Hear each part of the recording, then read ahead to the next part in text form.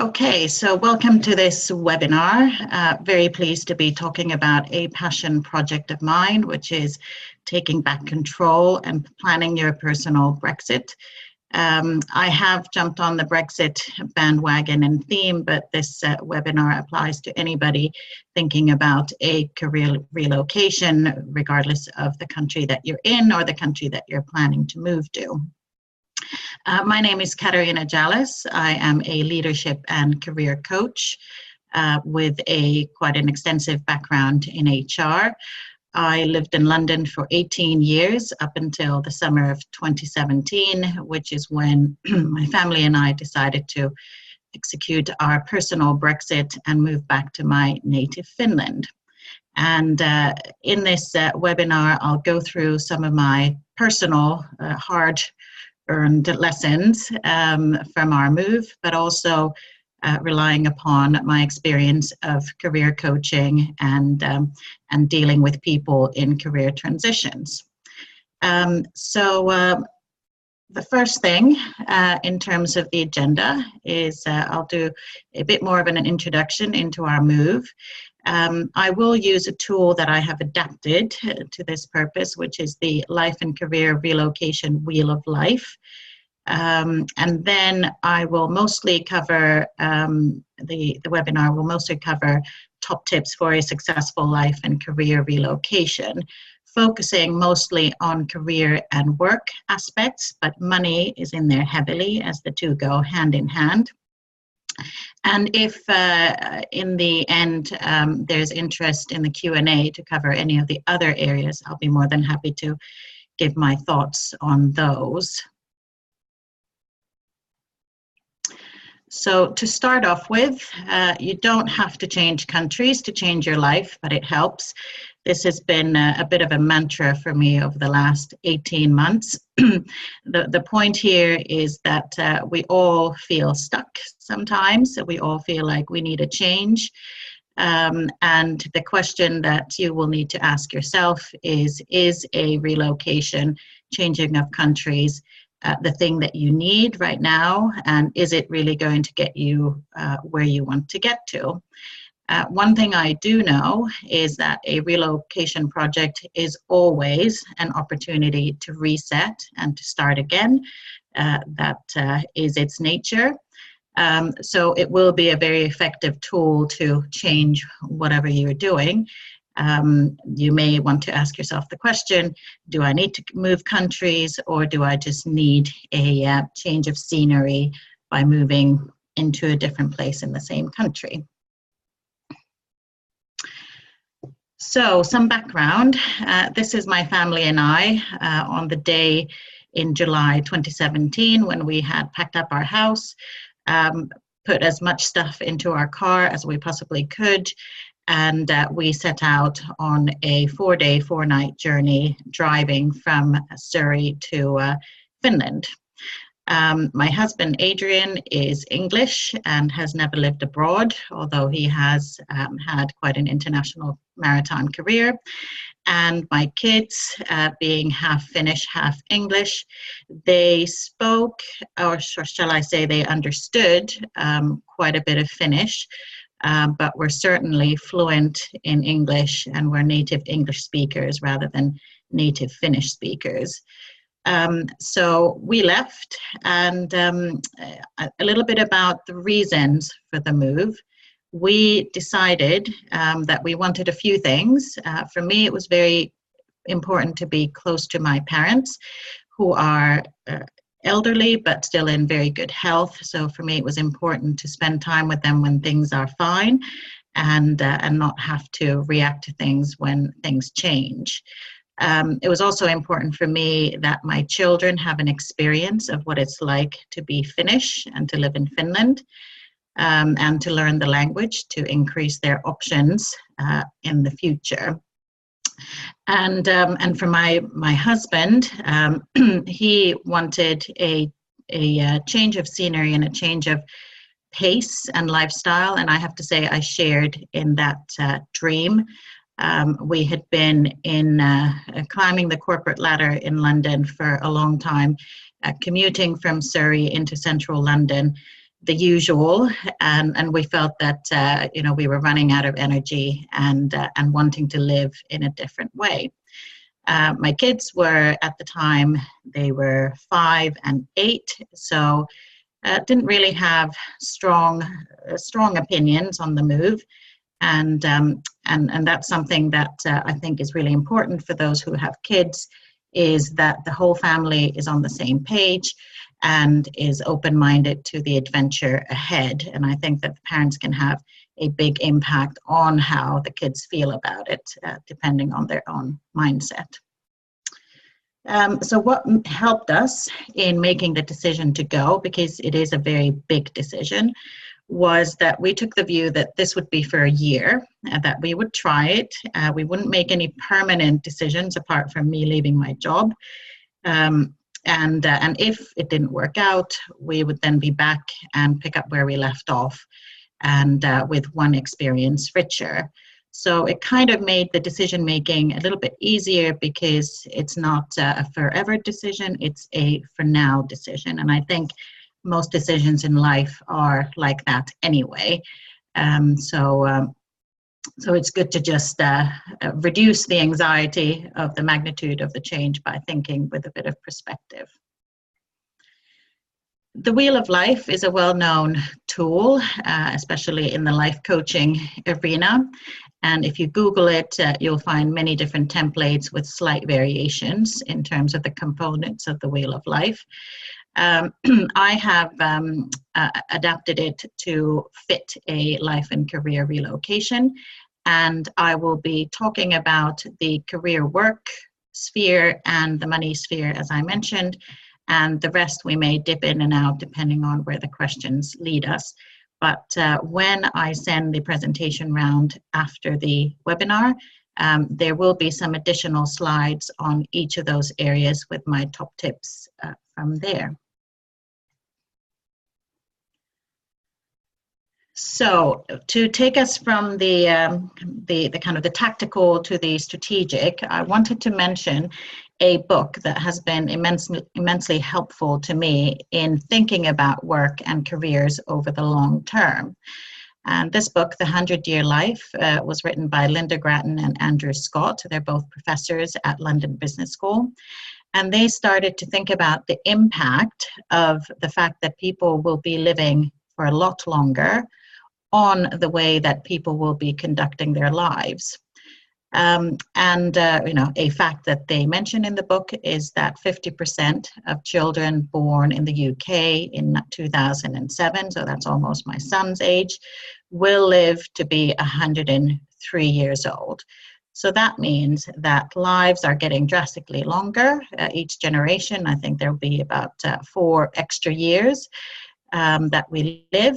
And that means that the way that we work will need to change, because we can't retire at 60 if we live to 103. We won't be able to afford it. And we won't be able to, we won't want to be working in the way that we often are, which is kind of all or nothing. So they kind of introduce the idea of a multi-stage life and a multi-stage career, that there will be many more changes to people, to people's lives and to people's careers, and there will be periods of transition where you regenerate and where you change direction, and then there will be periods that are more stable and where you consolidate the change that you've just gone through. So I find this, I mean, some people might find it to be bad news, that we'll have to work for a lot longer. Instead of a career of about 40 years, it'll be careers of about 60 years. But on the other hand, it is a real opportunity, as this quote says, to really discover who we are, to try out different possible working selves, and change things when things aren't going in the right direction. So I really like the model of continuity and change, and working towards kind of our best self. So I highly recommend this book. One of the big questions when you're thinking about a career relocation is whether you should think about a career or a job change, or possibly, here's an idea of a solution already, a combination of the two. And it's always a sliding scale in terms of which aspects are important to you at any given time. Some of the themes that you might want to take into consideration are your enjoyment of your job currently and in the future, the flexibility that your job offers, the finances, how much it pays, how much do you need, how much kind of makes you happy, the training requirements. So are you fine with the training that you currently have, or would you like to change something, therefore retrain or at least upskill? And especially with a career relocation, an important aspect of this is thinking about the demand in the country that you're targeting. Is there a real demand for this kind of a job and work to be done? So here are some thoughts to think about when you're deciding on your course of action.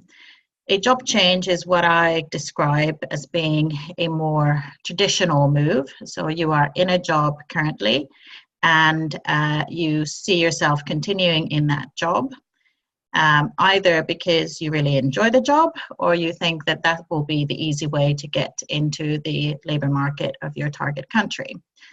So the aspects of a job change are that it is a more focused search. You're not looking for everything under the sun, but you know what you're looking for, which is a big part of the search. There are quite traditional ways of finding a job, and this includes CVs and LinkedIn profiles and recruitment agents and job sites and networking. But there are some other kind of more non-traditional ways too, which I'll go into in a little bit more detail later on. It can be the case that a job change is potentially easier and quicker, but I have to caveat this by saying that it depends on the job. So I've got two real-life examples. Myself, like I said, was an HR professional in the UK at a fairly senior level, and I thought it would be a piece of cake to come to Finland and to secure an international HR job. I was wrong. I sent many applications to jobs that were advertised only in English, that required international experience, were exactly the types of roles that I felt that I could do, but received 0 interview requests, invitations. And it dawned on me over a period of time that perhaps I had a little bit too much international experience and too little, or in fact, no experience of working in HR in Finland. And I also didn't have any Finnish HR qualifications, and also very limited, if actually no experience of employment legislation in Finland. Now, being the international HR person that I am, I didn't think that that would be a problem, but it was. So a job change turned out to be not the quick and easy answer. In contrast, another person that I know has been working in the UK in a particular role for 12 years, applied remotely for a job here in Helsinki, and got invited for an interview, came over for an interview, was offered the job on the spot, and then 2 months later started the job. So it really depends on what the demand is in your target country, and this is something that you can research already where you are without making a move. Other pros of a job change is a move is a stressful event in any case. It would be less of a learning curve if you just do a job change, and it might be easier just to get into the regularity of the work if many parts of it are still familiar. Other bonus point is that your existing networks may help you in securing this future role. You might have contacts already in your target country, in your industry, or you might easily get to those and develop those because of your existing network. And it tends to be if this job is in demand in your target country, you may receive a higher income more quickly. But sometimes it's not possible to do a simple job change, as was the case in my case. And sometimes we don't want that. And we want to use the opportunity to move countries as a catalyst for a bigger career change. Now, this is a whole different ballgame because this requires a very different approach. First of all, you need to spend a lot more time in getting to where you want to be this way.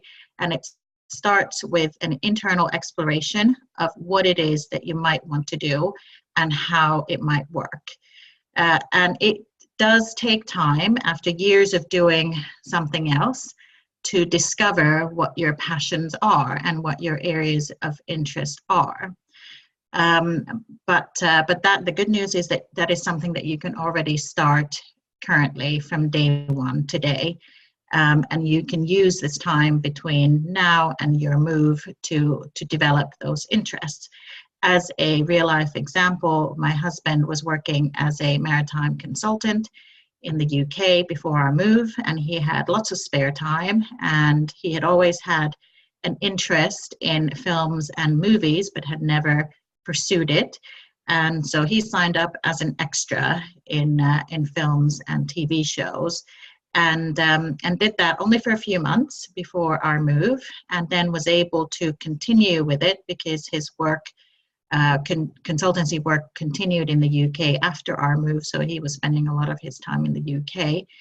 And funnily enough, that is the activity that has then yielded him some work here in Finland, which was a side gig, and it still is a side gig, but it's the way that he's been able to enter the workforce here. So it's really useful to think about what it is that you might be interested in and then start to experiment. And that might mean going on a course or setting up a really tiny side business, or just creating new networks in the area of your interest. And who knows, that might develop into the new career direction.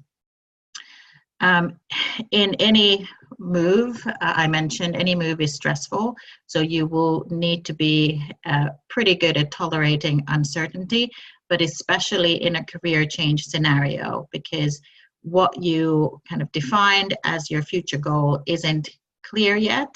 It's subject to change and it's very uncertain, or at least you perceive it to be so, whether it's going to work out or not. And then you'll need to probably invest in some new skills, whether that is about running your own business or getting further qualified in your area of interest. But that is likely to be a part of that decision. Must have a financial cushion. I think in all cases, if you don't have a job lined up when you move, that is going to be a big issue. There is an organization in the City of London called Escape the City, and they specialize in escaping the city.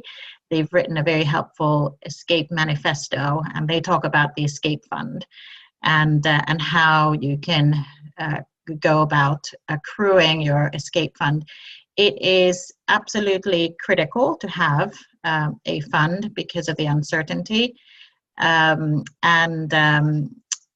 generally it reduces the stress levels if you are able to accumulate a bit of a financial cushion. Having said that, we didn't move with a big financial cushion. We took quite a bit of risk and have had to manage that risk very actively. So you don't need to have loads of money to do a change like this, but you need to be mindful of it and manage it actively. And like I said, a career change and a job change must be based on a realistic idea of what is in demand in the target country.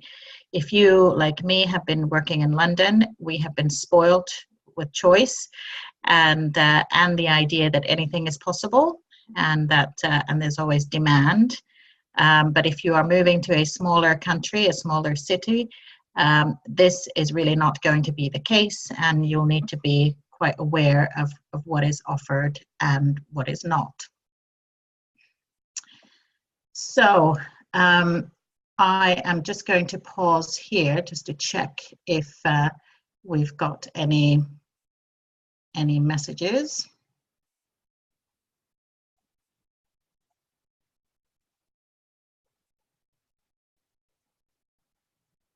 Okay, I can't really see it when I'm sharing it, but let's hope that everything's going well. So the job change, top tips. These are things that you can do now already before your move. So the basics, we all know, get your CV and LinkedIn profile ready. And LinkedIn is increasingly important in globally. So you really do need to have both. And you should consider the target language of whether you should have your CV translated or whether it's still okay in English. There are pros and cons, and I think the country that you're moving to will have a clear preference on this. So it's worth asking around people that you know who are maybe in the HR or recruitment industry, and or in Facebook groups, you can pose these questions and see whether that is something that is worth doing. Subscribe to job alerts. This is also something that I did before I moved, before I even realized that we were going to move. This will force you to think about which sites are best for your job, and because it does take time to find out all the relevant job sites. In case of the career change, you should still subscribe to job alerts because that helps you to assess and research what is available in your target country.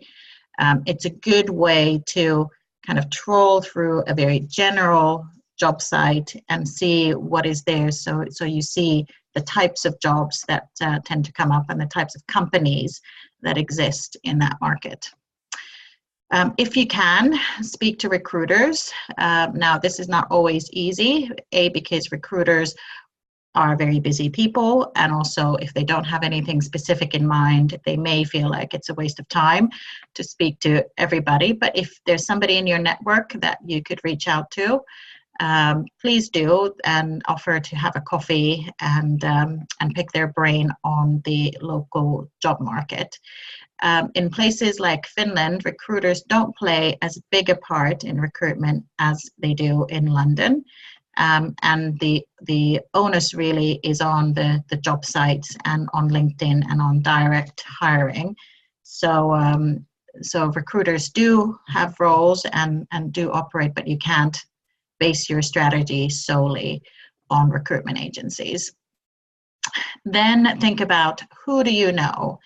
And some of the steps that I took, so I'm a London Business School alum, and I sent a general email to the global distribution list of LBS alumni saying, I'm moving to Helsinki, is there any alumni activity? And I found out that there is indeed an alumni club, and a very active one at that. And I got in touch with them and in fact attended their planning meeting for the 2018 activities, and lo and behold, a year later, I'm now a board member of that group. So this is kind of a lesson in think about the contacts that you have and use them. There might be some surprising avenues that way. LinkedIn, as you know, is a great way to network and find out who you know, who knows people. So this is not necessarily about direct contacts, but second degree or third degree contacts. And friends and family, they are very motivated to have you back if you're repatriating, and they will help you if you have articulated that you need help. So whether it's a career change or a job change, training might be a useful thought. Plugging gaps when it comes to local market knowledge, it might be a good idea, and that's something that you may be able to do beforehand, doing a remote course. And Facebook as a tool for job search. I talked about the traditional tools and the more non-traditional. And Facebook is definitely, I see, on the increase in terms of people finding and looking for workers. As an example of this, I was on Facebook one evening, and what happened to me when I came here, I ended up getting a part-time English teaching job to supplement my coaching. And because I'd almost forgotten that I was a qualified English teacher when I left here 18 years ago. And then I was ready to get some more hours, and somebody had posted on behalf of somebody on Facebook that this organization was looking for English teachers in Helsinki, and that is how I got those additional hours. So we may have many feelings about Facebook, but it is pretty good for a job searching tool these days. So for a career change, we mentioned that it's important to define your ideal career vision.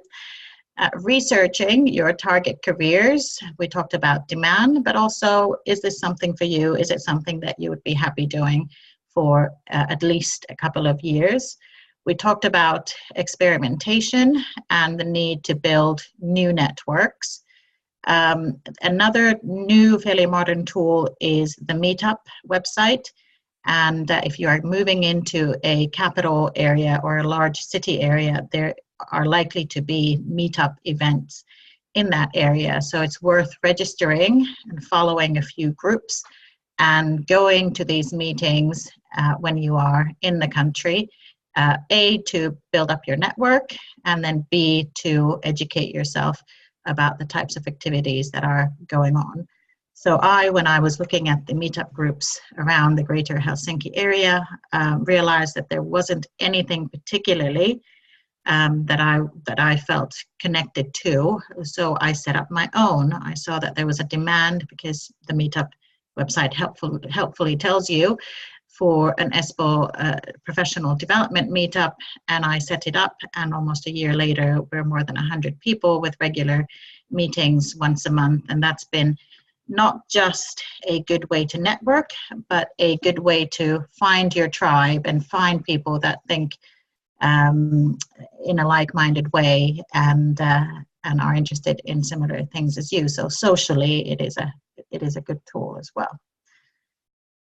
The rest of the next 2 points that we've discussed, the idea of portfolio careers. So sometimes it's not an all or nothing decision. So, either I'm in a full-time career ladder type role, or I'm an entrepreneur with no fixed abode, as they say. But sometimes it may be a combination of those two, where you get the best of both worlds. So you get to use your existing skills, and you get to have the regularity and stability of being employed. But if you are able to do that part-time, then you also have the time to develop something else that may take over in the future. And this is what I did in London for 3 years prior to moving. I had a part-time HR job, and I trained as a coach and set up my own coaching business. So I was able to already get the skills that I needed and the experience I needed to make the change into more of a full-time coaching life. And of course, I would say this as a coach, but hire a coach or a therapist.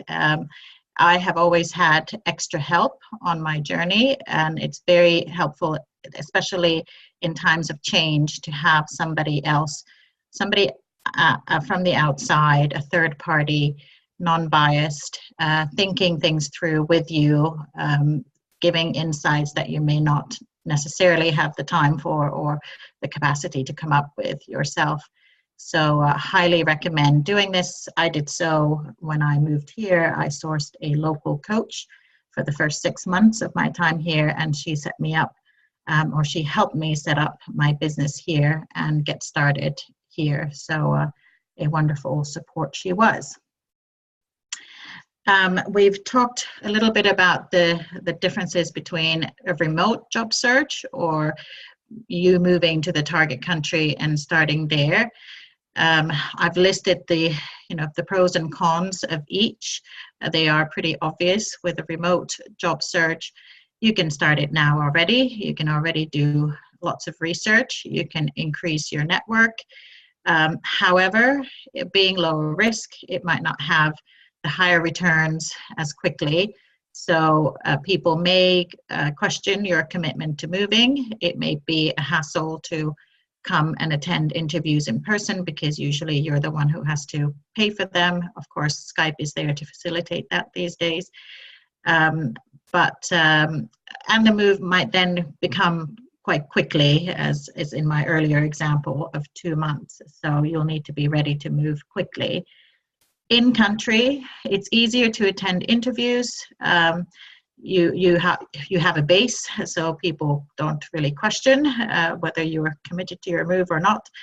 The risk of less cash flow, so that needs to be sorted out, and it is easier to access information when you're there, so you kind of come across things more easily. But it could be a combination of both. I had a coaching conversation with somebody who's been thinking about moving back for quite some time, but they really want to have a job secured. So they can do a lot and can be successful, but it might take time, and then you are not in control of the timing of the move. So some sort of general mindset lessons from a career and work perspective. There's a very popular book called The First 100 Days. Forget the first 100 days, forget the first 365 days. Play the long game, and I would say give it at least 2 years, because this is a significant change.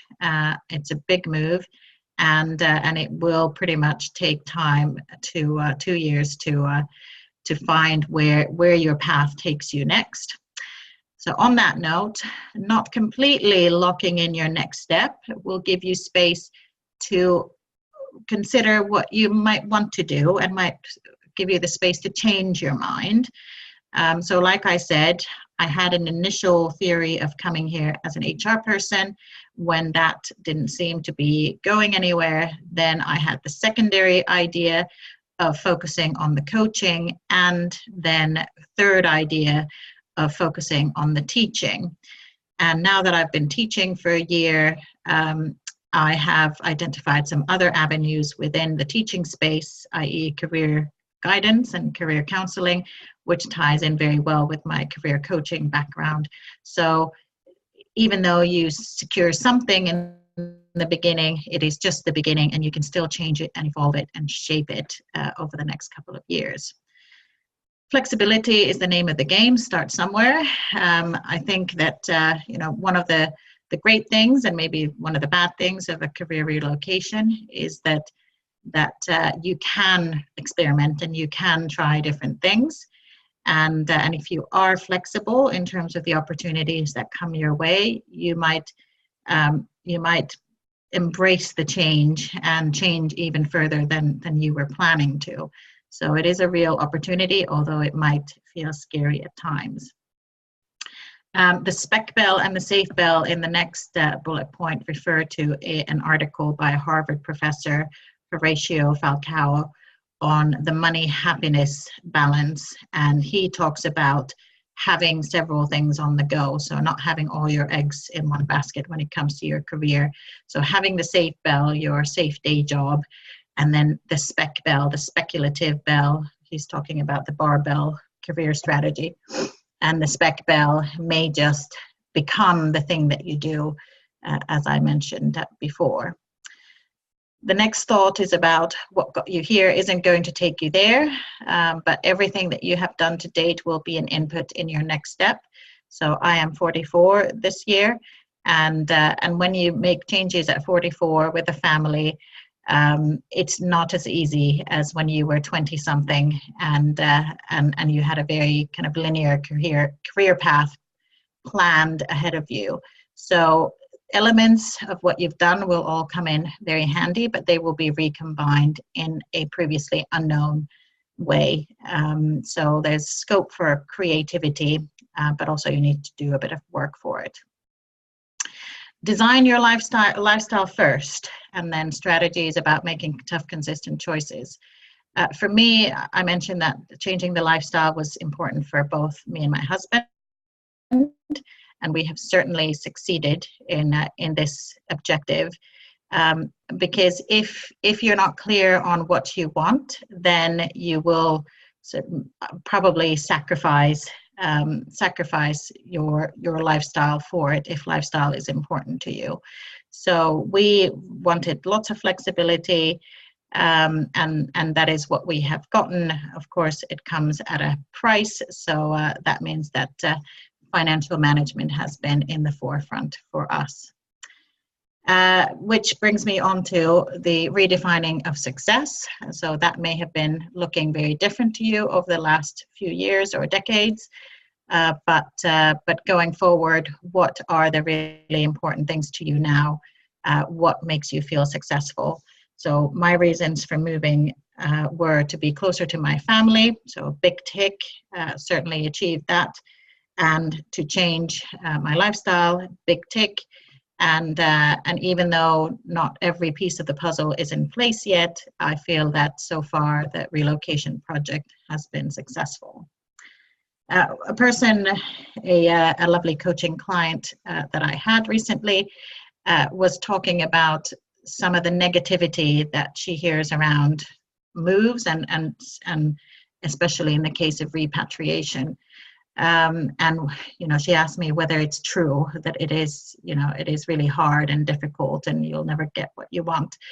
I think if you have an open mind, if you are flexible, if you know why you're moving, then go for it and ignore the naysayers. There's always people with a negative attitude where things haven't gone their way, but that isn't you.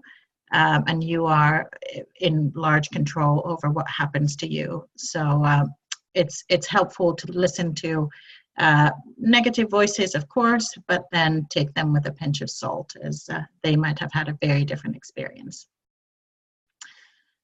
So to finish off then with money lessons learned along the way, because I do want to make the point that this is an important topic, but not insurmountable, and you can do it on a budget. I am currently in a one-bedroom apartment, which is where our family of 4 have been living for the past 18 months. And moving from a 4-bedroom house, this is quite a change, but we feel very positive about it because we have done it for a reason, and it gives us time before we then think about what to do long-term with our housing. And we wouldn't have been able to decide where we want to buy a house because our kids' schools are not going to be clear until this fall when my daughter starts first grade. So you can live on a lot less than you think you can, but what you need to do is to understand your costs and expenses. So for the last year, I've had a budgeting app, and every expense has gone in there, and I've just done our year-end review, and it really does clarify the mind and focuses on what the important things in life are. We have embraced minimalism. There's lots of information out there on minimalism and kind of people's relationship with stuff and money. So if you're interested in that, I would highly recommend looking it up.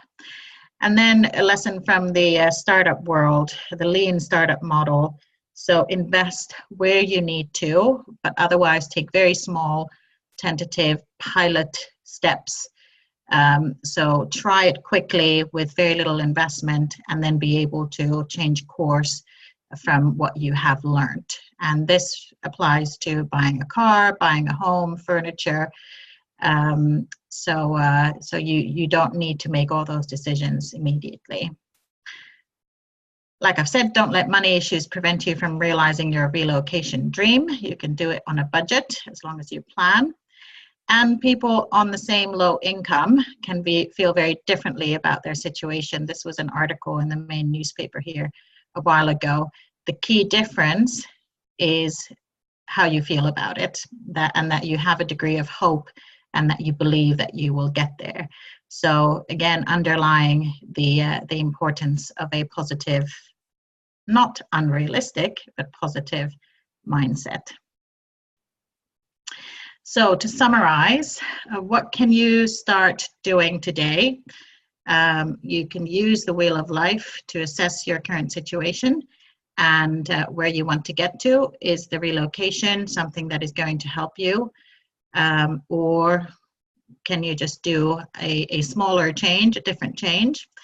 Consider your entry strategy. Are you doing a job or a career change, or a combination of both? Also, what can you retain from your current setup? I mentioned my husband, who was able to continue with his UK consultancy work. I know of other people who have worked remotely for their companies anyway from the UK and are just changing the desk at which they do their work. So what opportunities are there to continue some aspects of what you already do? You can update your CV and LinkedIn. You can map out the network you already have that could be helpful. And this means if you're maybe going on holiday in your target country, instead of just holidaying, meet with people, tell them what you're thinking, and find out how they may be able to help you and what they know. We talked about job sites, meetup groups, alumni groups, associations, and other resources. You can do this remotely, and you can build your skills and experience in advance, including language skills. And this may be a critical consideration for both you and or your spouse. Like I said, my husband knew very little Finnish, and he still knows very little Finnish, but that has to be one of the things to consider, is how to increase those language skills, or how to find a job that works around the language skills that are lacking. And you can start saving for your escape fund.